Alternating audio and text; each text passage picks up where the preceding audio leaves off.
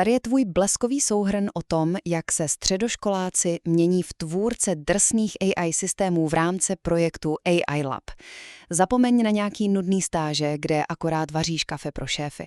Tenhle manifest ti ukáže, jak nezávislý inkubátor spojuje mladý IT talenty s reálným biznesem, aby společně stavěli a prodávali skutečný digitální zaměstnance.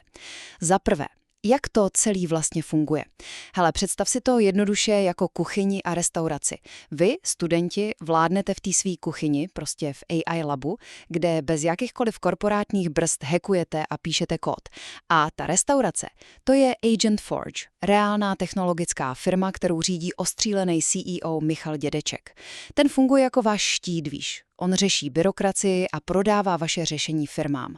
Pokud to klientovi reálně ušetří prachy, jde o rovnocenný partnerství a zisky si spravedlivě rozdělíte. Za druhé, nikdo tě nehodí rovnou do hluboký vody, jasný. Máme tu fakt přehlednou třífázovou roadmapu, teď se prostě začíná stavbou osobní AI, co ti zjednoduší školu a život. Na jaře si to pak na nečisto zkusíte na fiktivní B2B firmě. No a od září to už startuje tvrdá produkce, kámo.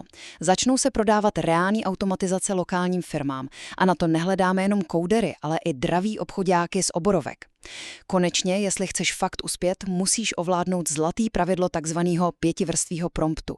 AI totiž není jen nějaký chytřejší Google a platí tu naprosto drsný pravidlo. Shit in, shit out.